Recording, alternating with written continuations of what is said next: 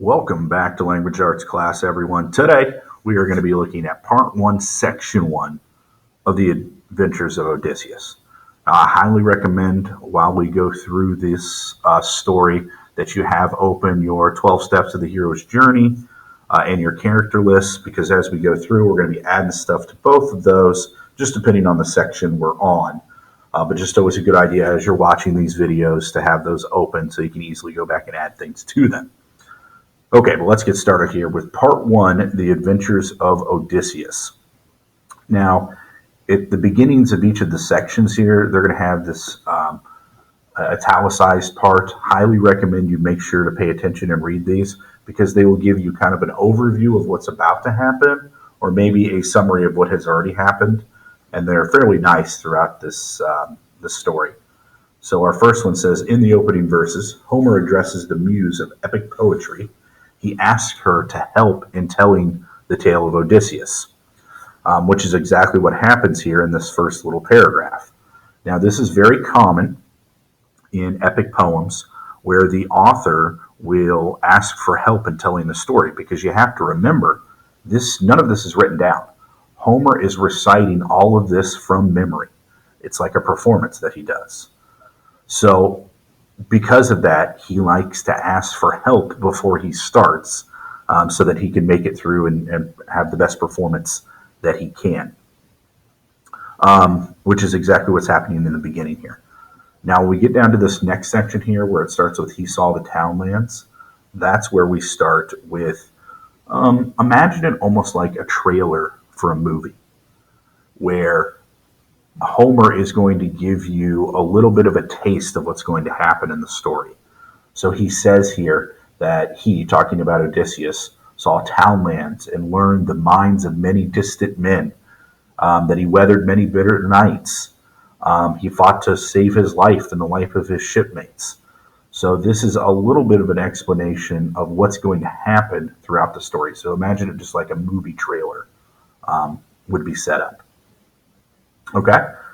We then, next page here going down has a brief character list, which you can definitely use to go back and add to your own character list if you are missing or lacking any information on any particular person you have there. This is a good place to grab some from. And then we have our actual story here.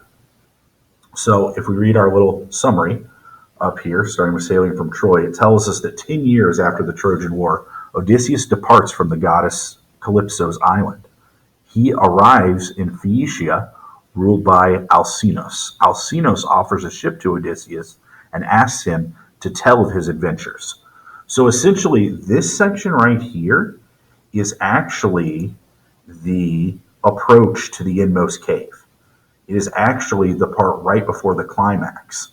But he is now going to have a flashback that actually tells us about his adventures, right? So this is just a big flashback scenario that we have going on here. So he starts with, I am Laertes' son Odysseus, just a brief introduction of himself. And then we goes right into the flashback. So it says we start here, well, let's talk about this part here because a lot of people miss this. So he's kind of describing all of the trials and tribulations that he goes through. But then we get to this section right here where he says, I shall not see on earth a place more dear, though I have been detained long by Calypso, loveliest among the goddesses, who held me in her smooth caves to be her heart's delight, as Circe of Aea, the enchantress, desired me and detained me in her hall, but in my heart I never gave consent. So this is essentially saying that Odysseus, throughout his journeys, was captured by one goddess and someone who we would probably call a witch today, but they call her an enchantress. But two beautiful women who fall in love with Odysseus and desire to have him for their own. Now, Odysseus gives in to this essentially, but he says that in his heart, he never gives consent. So physically, he does, but he says in his heart of hearts, he never really does. I'll let you guys decide whether or not this is Odysseus simply trying to make excuses or whatever, or maybe he truly never did, and these goddesses were just able to swindle him, befuddle his mind, and kind of mess with him, right? Do whatever they want to him. But I'll let you guys decide that. Okay, going on, we have. Let's go ahead and jump down to this section here. So the first place after Odysseus leaves Troy that he goes to is a place called Sycones or Circones, depending on your translation that you're using. And let's pull up our map here. So we start in Troy, and the first place that Odysseus travels to here is a place called Sycones, which, if we read here, says, I, Odysseus, stormed that place and killed the men who fought. So the first thing he does when he goes there is he tries to take the strong point on the coast of Sycones.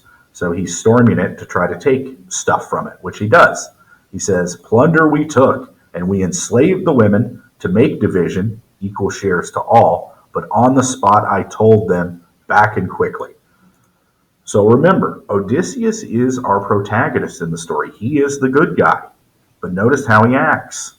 He storms a place, right, that had never done anything to him. He kills the men who fought. He steals from it. And then he enslaves the women.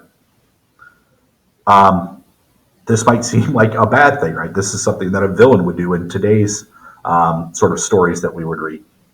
But you have to remember the time period we're reading from. In fact, not only was Odysseus doing what they felt was just normal run-of-the-day business back then, in fact, he would have been seen as being actually a good leader, because right here, as it says, he gives equal shares to all. So he shares out the plunder he takes and the women that they take and enslave, right, and hands them out to his men. So he would have been seen as sort of a good leader because of the way he's acting here. Now, this might be a good point, if you wanted to go back and add in some stuff about Odysseus, right, as a protagonist. Remember, protagonist doesn't necessarily mean good guy, it just means main character. So you could definitely make the argument that this is a definite kind of black mark on Odysseus's morality, if you will. But you could also argue it was just how they did things back then. It's just kind of how you view it.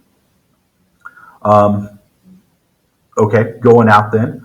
It says out to sea again, as in we've taken our stuff, let's leave. But then it says, my men were mutinous. If we look over here at 12, mutinous means rebellious, as in they did not want to listen to him. And they were foolhardy or foolish, it says, on stores of wine, which means they were drunk, right? And they continued to butcher sheep after sheep, butcher cattle, and feasting and drinking, thinking nothing could possibly go wrong. But there was a problem. It says, while the fugitives went inland running to call to arms the main forces of Sycones. So Odysseus and his men had attacked this place before the armies that were at Troy had gotten back to Sycones. But now they're back, and the full army of the city is there. So now they're in trouble. And it says, so doom appeared to us, dark word of Zeus for us, our evil days. As in, this army has now returned, and we have to leave now. So they run, but unfortunately at the end here it says 6 benches were left empty in every ship. As in they fled, right, got back to their ships, but many men died. Right? Not everyone made it back. Okay, and then they leave Sycones. Now the plan was for Odysseus and his men to follow kind of the shoreline here, follow the shoreline all the way to Ithaca, which is home base. That's where they want to get to. That's their home. And it doesn't look like a far journey, and it's not. And they were going to follow the shoreline so that they could, at any point, rest up if they needed to. Just go back to land real quick so they don't have to be in open sea. But Poseidon has other views here. And if we look at our next section, the Lotus Eaters, it says that, where's it at? Right here. I might have made it home safely that time. But as I came round Malea, The current took me out to sea, and from the north a fresh gale drove on. We go to our next line here. It says, 9 days I drifted on the teeming sea before dangerous high winds. This is not coincidence, everyone. This is not just a random bad storm. This is Poseidon continuing on with his promise of you will not make it back home alive. Remember, he insulted Poseidon, both, I guess, metaphorically and kind of literally spit in his face, and insulted him. So Poseidon is saying that you will not make it home. And this is Poseidon using his powers to push them out to sea. So they end up in the land of the Lotus Eaters, which, if we look at our map here, is actually part of Africa.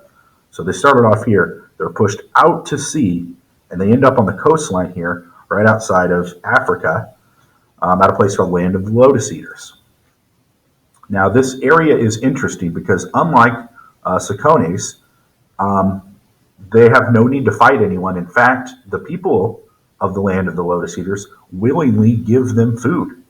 They give them food, they give them water, and most importantly, they give them what they call here a honeyed plant, the lotus, which anyone who ate it absolutely fell in love with it. Now, this plant does exist. We don't call it the lotus. We call it poppy. And if you know anything about the poppy plant, if you synthesize it correctly, it is turned into the drug heroin. So this is a reference to people that get addicted to heroin. And in fact, if you look at, if you read here how it acts to people, it says, anyone who ate it never cared to report nor to return. They longed to stay forever, browsing on the native bloom, forgetful of their homeland. So they forget everything about their home life, and they only care about eating this plant, and that's it. So many of Odysseus's men fall under the spell of this plant here, this lotus, and he loses many men because of it. And at the end, he's forced to leave so that his other men don't become addicted to it, because that's how powerful the drug can be. So at the end here, they leave. Okay, we're going to stop reading there for the day, but we need to go back here to our 12 steps of the hero's journey and fill this out. So, step 5, crossing the first threshold, unknown world. It says the hero finally commits to the journey and takes the first steps towards the world of the unknown, which is just when Odysseus leaves Troy and begins to head home. Right, that's his first step. War's over, time to go home, and he sets sail. We then get to 6, which is your test, allies, and enemies. The hero meets various characters and has different experiences on his or her journey, which help the hero to learn the rules of the unknown world. This is going to be the majority of the story. This section will probably be 5 times bigger than any other section. So this is where we're going to get a lot of our information from. So we start then, we essentially have kind of 2 or 3 things to add to this. First off is that he battles against the forces of Cicones and loses. Right, so kind of his first battle after winning Troy, he loses against these people. Next up then, we have Poseidon taking Odysseus' ships and tossing them out to sea. And by doing so, Odysseus arrives at the land of the Lotus Eaters, where he loses many men to this drug before he's able to get the rest of his men and leave. All right, that should about do it for this section. So I'll talk to you guys next time.